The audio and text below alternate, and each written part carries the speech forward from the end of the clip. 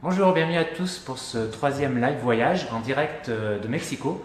Je suis avec mon ami Callaghan. Bonjour. Alors Callaghan, c'est un peu le spécialiste, c'est du moins le rare spécialiste que je connais sur les bitcoins. Et voilà, j'ai voulu faire cette vidéo sur le bitcoin. En fait, alors le bitcoin, c'est une monnaie virtuelle. Et en fait, c'est devenu. Voilà, j'ai voulu faire ce live sur comment utiliser le bitcoin en voyage. Parce que le bitcoin, vous allez voir, vous permet de voyager moins cher. Alors, j'ai plusieurs questions, il y a plusieurs questions que je vais poser à Callaghan. Tout d'abord, est-ce que tu pourrais un peu te présenter déjà peut-être? Ok, bonjour, bonjour à tous. Alors moi je me fais appeler Callaghan, je suis un entrepreneur sur internet. Callaghan c'est mon surnom, c'est mon pseudonyme sur internet. C'est le nom de mon blog callaghan.fr. Donc moi je bosse sur internet maintenant depuis 2011. Donc ça va faire 5 ans. Que 5-6 ans que je vis de mes activités sur internet. Et tout comme Fabrice avec son blog il peut voyager. Voilà, on est tous les deux digital nomades. Voilà, il peut voyager et travailler. Je suis aussi un digital nomade. Et depuis peut-être 2 ans, je m'intéresse au Bitcoin. Donc moi, vu que je suis souvent à l'étranger, c'est quelque chose qui m'aide dans mes activités.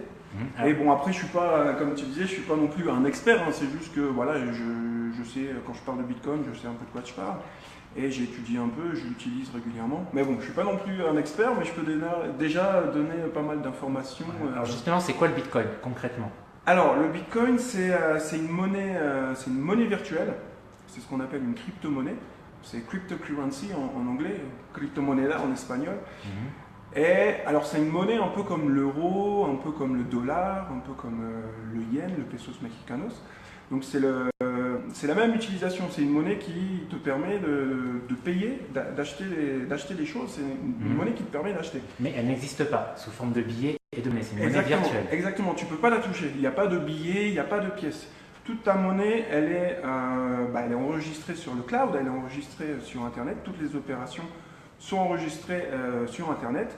Et la grosse différence, donc ça c'est une grosse différence par rapport aux monnaies classiques, mais la grosse différence c'est que c'est une monnaie qui n'est pas régie par les banques, par les gouvernements, mais par une communauté d'utilisateurs qui utilisent la monnaie.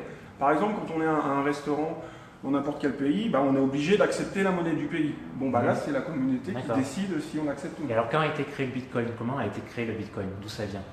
Alors, ça a été créé en 2009, il me semble. Ça a été créé en 2009. Alors, c'est un projet un peu, c'est un projet un peu spécial. C'est un projet open source. Donc, vous savez, c'est une communauté d'informaticiens sur Internet. On ne sait pas vraiment qui est-ce qu'il a créé. Je crois que c'est un japonais, je ne me rappelle plus son nom. Ouais, c'est un japonais ce que j'avais vu. Natoshi Nakamoto, un truc du genre. Mhm. Et quand on a commencé à utiliser un peu cette monnaie petit à petit, elle avait une valeur autour de 10 centimes de dollars.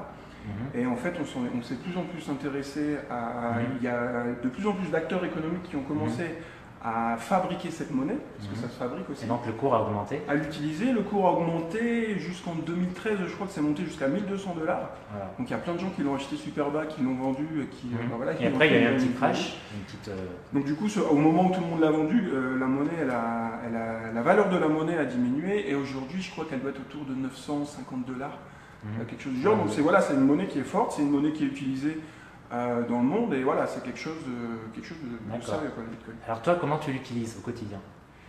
Alors moi, j'utilise un peu le Bitcoin en tant qu'entrepreneur. C'est quelque chose que j'utilise notamment pour faire des paiements à l'étranger. Parce que voilà, quand on est digital nomade et qu'on vit à l'étranger, des fois je dois faire un paiement par exemple du Mexique en France.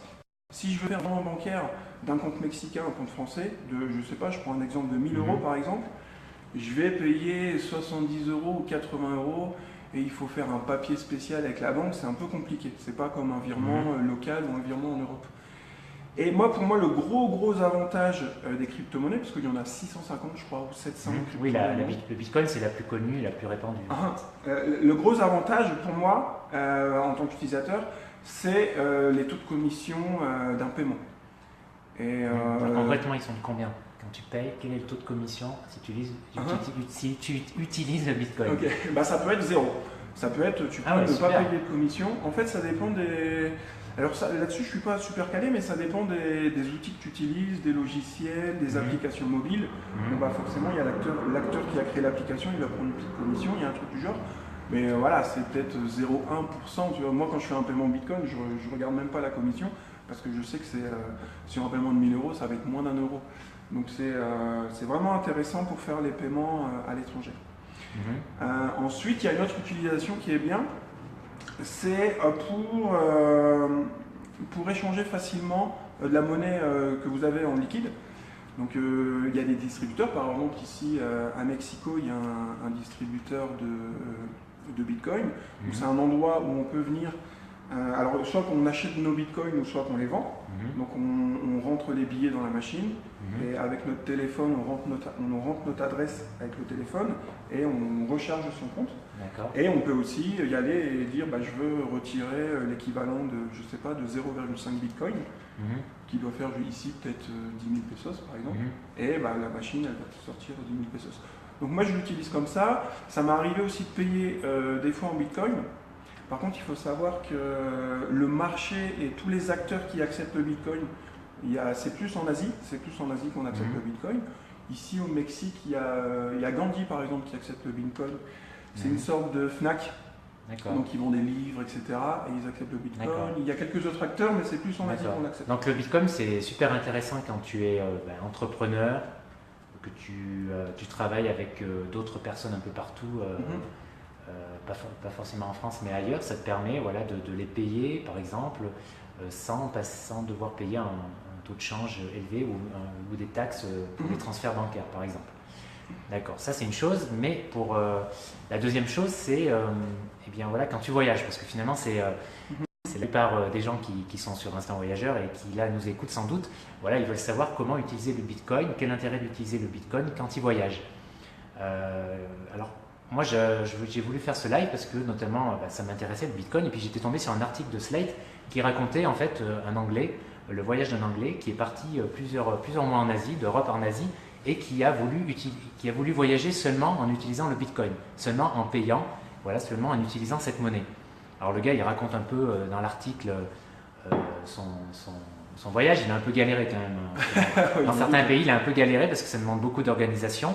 Et lorsque on veut utiliser le Bitcoin, il y a que finalement peu de commerçants qui l'utilisent, même si c'est un peu plus en Asie, qui l'utilisent au quotidien. Donc vous avez des sites pour ça où il faut lister, qui listent où on peut payer en Bitcoin, etc. Donc le mec il a un petit peu galéré, mais il y est quand même arrivé.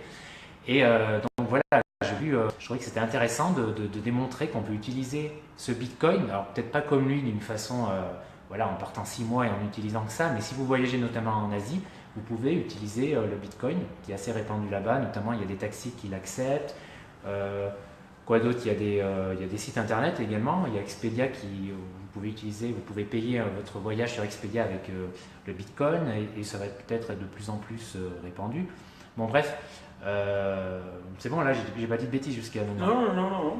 Donc vous avez des sites qui permettent de lister les commerçants et l'intérêt principal pour le voyageur donc c'est d'économiser sur les frais bancaires là aussi. Au lieu de retirer de l'argent local ou au lieu de payer avec sa carte, donc quand on paye avec une carte, une CB à l'étranger en général c'est 2-3%, ça dépend de votre banque. Là si on paye avec un Bitcoin, du coup c'est beaucoup moins. Ça dépend aussi des acteurs. Je pense qu'il faut quand même se renseigner quand on fait un paiement Bitcoin, quelle est la commission. En tout cas, on va payer le prix en Bitcoin, donc on va voir sur son application mobile, on va voir le prix. Et alors, en plus, la plupart des applications, ils te mettent l'équivalent en euros, ou tu changes la devise. Quoi. Et si tu payes les taxis pour le voyage, en Asie il y a beaucoup de taxis, aux États-Unis aussi, il y a certains hôtels. Par contre là à mon avis pour trouver les hôtels, il faut aller spécialement sur un site internet peut-être. Il y a beaucoup de sites internet qui listent un peu tous les endroits où on peut payer en Bitcoin et du coup il faut quand même trouver des hôtels. Moi je me rappelle que j'avais trouvé un comparateur de vol qui acceptait les Bitcoins pour les billets d'avion, ça peut être intéressant. Il y a aussi un truc qu'on n'a pas parlé par rapport au Bitcoin, c'est aussi une monnaie qui a tendance à avoir une valeur qui monte. Donc du coup, ça peut être, c'est aussi un moyen de faire des économies, et d'épargner un peu d'argent et de gagner un peu d'argent avec en faisant de la plus-value. En faisant de la plus-value. Donc, du coup, par exemple, si on est en voyage et qu'on s'aperçoit que le cours du Bitcoin il monte, et ben c'est peut-être le bon moment pour aller utiliser ces bitcoins payés en bitcoin. Exact, oui. Quand le cours il est bas, on se dit je vais peut-être payer plutôt en euros ou plutôt en pesos. Donc allez-y en ce moment, utilisez les bitcoins en ce moment puisque le cours est assez haut. Le cours est assez haut. Donc c'est en effet un bon moment d'utiliser le bitcoin en voyage. Alors concrètement, imaginons que je suis en Asie et je suis dans un taxi, je veux payer le taxi en bitcoin. Comment je fais en fait? Alors, on a une application mobile, enfin il y en a plusieurs. Moi j'utilise un service qui s'appelle Xapo. Donc c'est XAPO. En fait, ce qui est bien dans ce service-là, donc c'est un portefeuille Bitcoin en ligne, on a nos Bitcoins en ligne. Et ce qui est bien, c'est qu'il y a une carte de crédit qui est rattachée. Donc du coup, on peut payer avec cette carte de crédit et ça débite de ton compte Bitcoin. D'accord.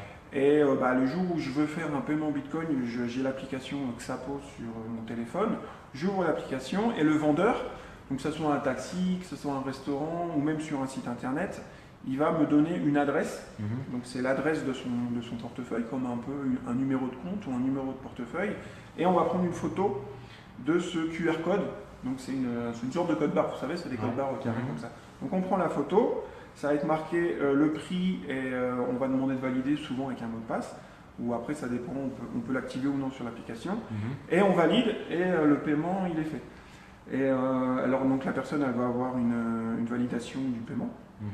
Et avec son mobile ou avec son ordinateur, ça dépend, il y a quand même plusieurs types de systèmes.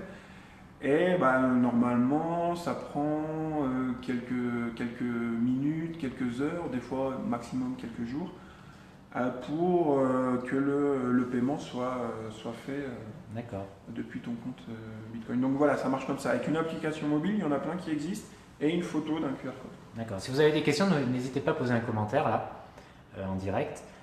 Autre question, alors est-ce que tu penses que l'utilisation du Bitcoin va se généraliser à l'avenir? Alors, c'est quand même vraiment une technologie nouvelle, nouvelle maintenant, ça fait quelques années, mais il y a de plus en plus de gens qui s'intéressent à la crypto-monnaie en général, et puis au Bitcoin parce que c'est l'acteur principal. Par contre, il y a quand même des désavantages par rapport aux lois, par rapport aux impôts, par rapport au gouvernement, etc. C'est que par exemple le Bitcoin c'est une crypto-monnaie, donc c'est encrypté et c'est anonyme. Ça veut dire que moi si je fais un paiement, je sais pas Fabrice, si je t'envoie un Bitcoin. En plus Attends, un Bitcoin ça fait déjà $950. Si je t'envoie un Bitcoin, il n'y a personne qui peut savoir que je t'ai envoyé un Bitcoin. C'est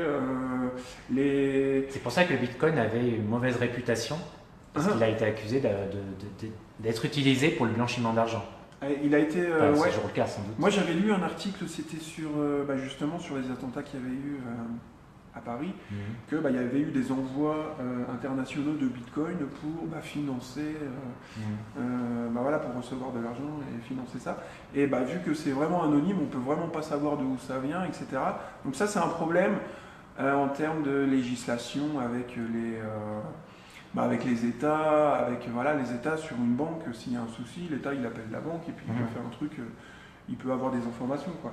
Alors qu'avec le Bitcoin, on peut pas retracer les paiements, et ça c'est un problème qui fait que ça limite un peu l'utilisation.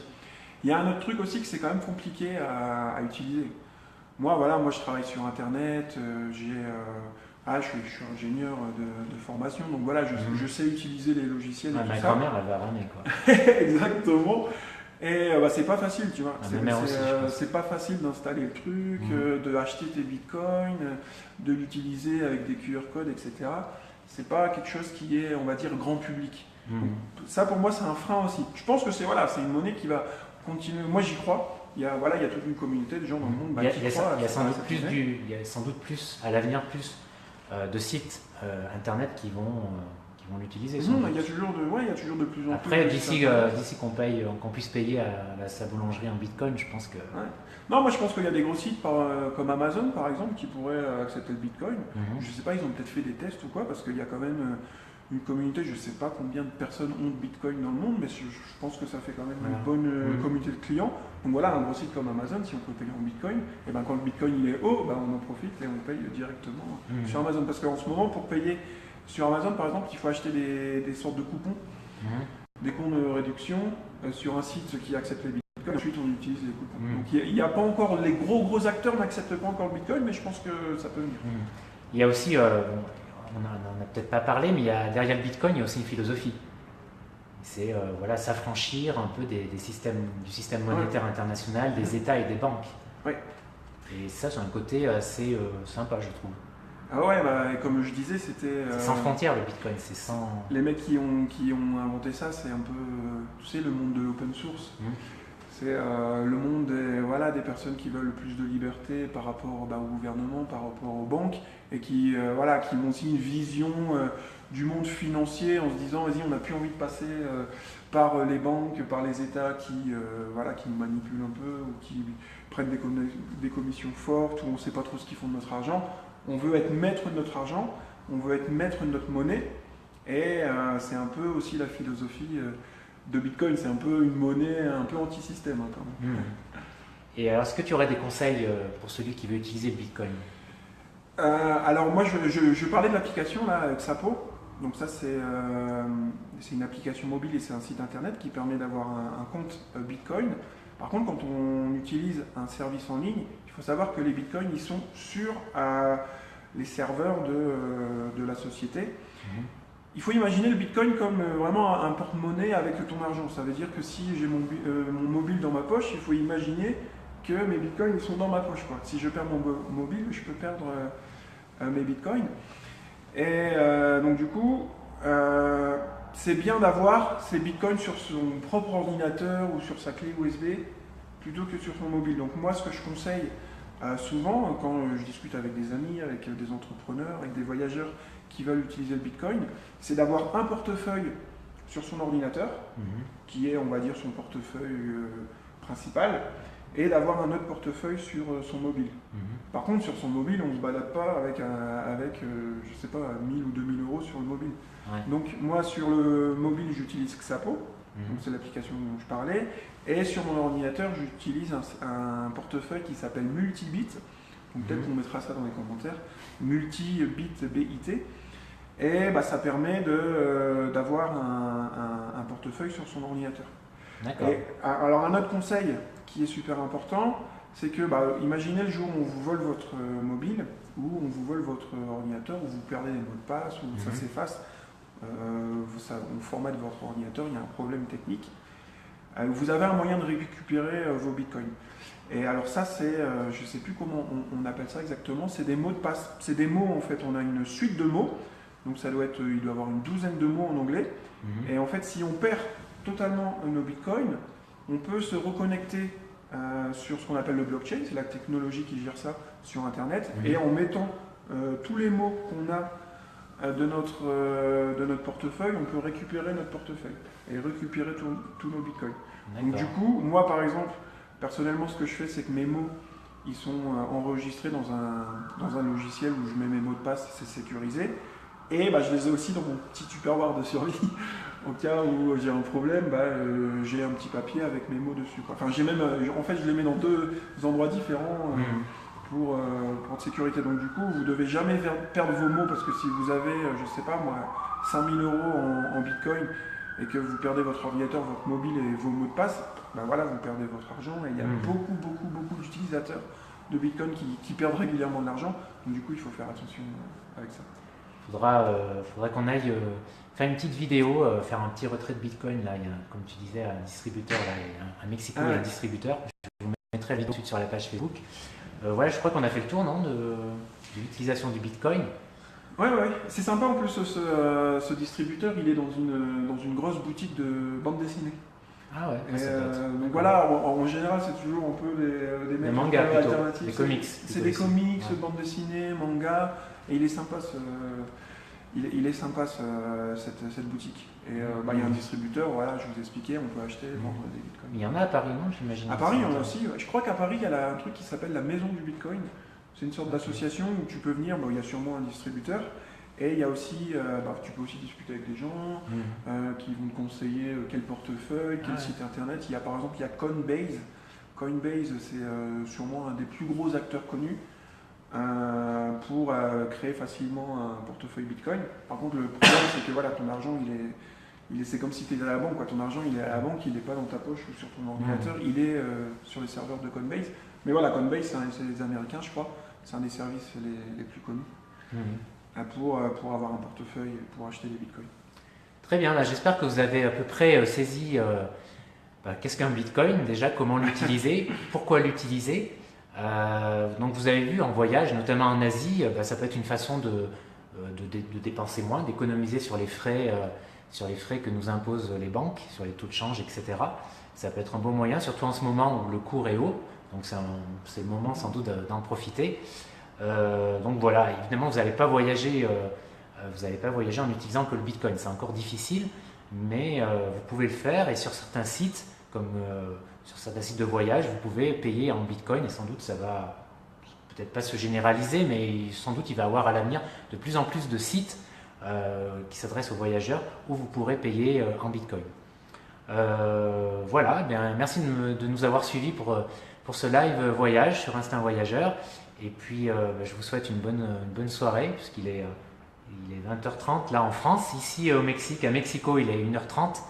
On va aller manger des tacos. Il aime bien les tacos, Fabrice. Ah, j'aime bien. Bon, peut-être pas tous les jours, parce que c'est pas très diététique, je trouve. En général, c'est quand même assez gras. Il faut faire attention. Non, la bouffe mexicaine elle est super riche, il y a vraiment beaucoup de trucs, mais si on mange tout le temps dans la rue, forcément, au bout de quelques mois. Voilà, n'hésitez pas à bien suivre mon voyage sur Snapchat, Fabrice Dubessé, c'est l'ID.